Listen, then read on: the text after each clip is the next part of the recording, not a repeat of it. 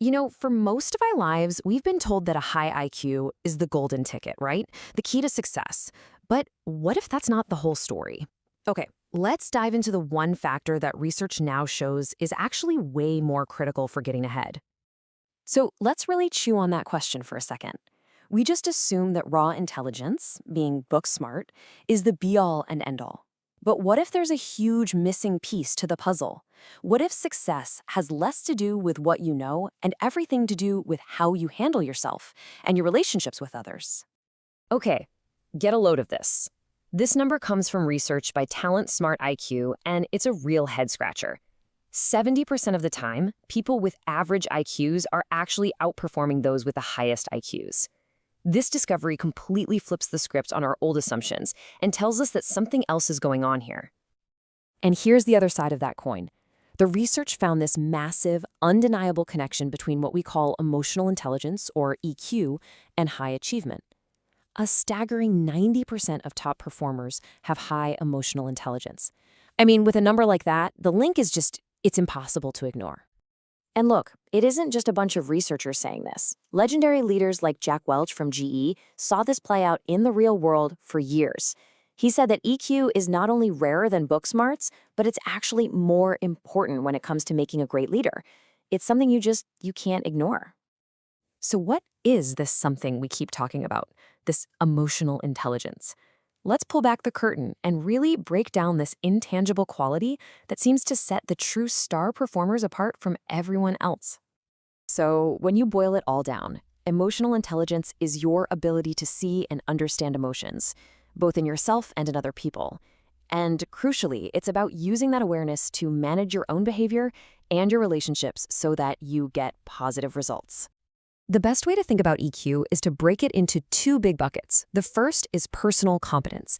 This is all about your own inner world. It starts with self-awareness, which is just, can you accurately see your own emotions as they're happening? Then comes self-management, which is using that awareness to control your actions and stay flexible, even when you're under pressure. Okay, and here's the second bucket, social competence. This is all about your outer world, how you deal with other people. It starts with social awareness, your ability to pick up on the emotions and dynamics in a room. And that leads to relationship management, which is all about using your awareness of emotions, yours and theirs, to manage interactions successfully.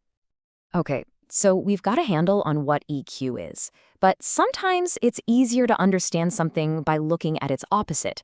So how can you spot when it's lacking? Let's look at some really common, everyday signs of low emotional intelligence.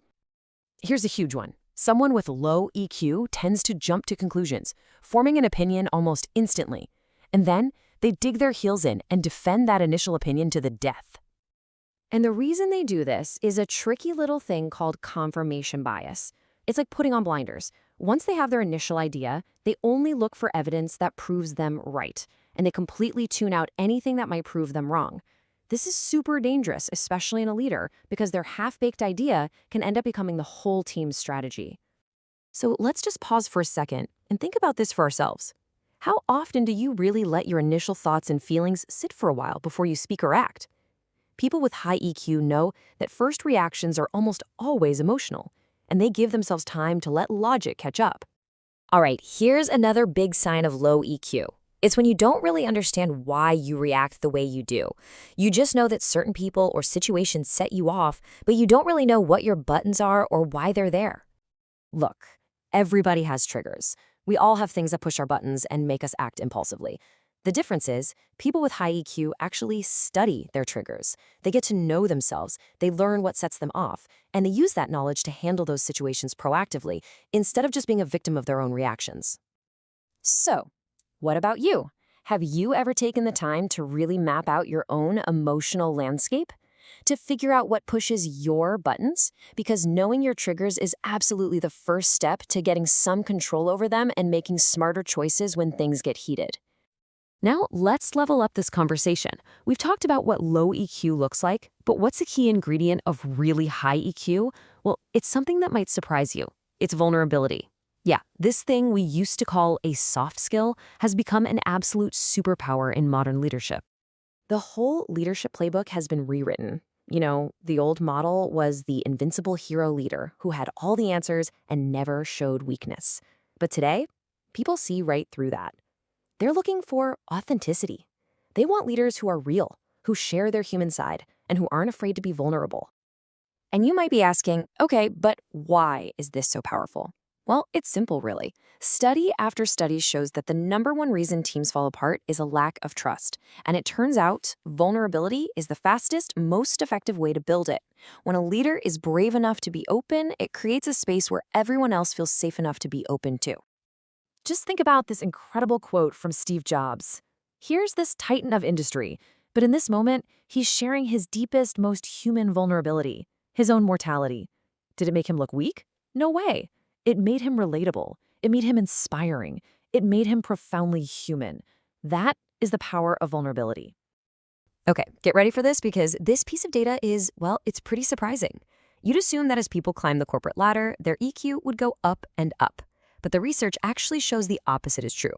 EQ scores tend to drop as you move up into more senior roles.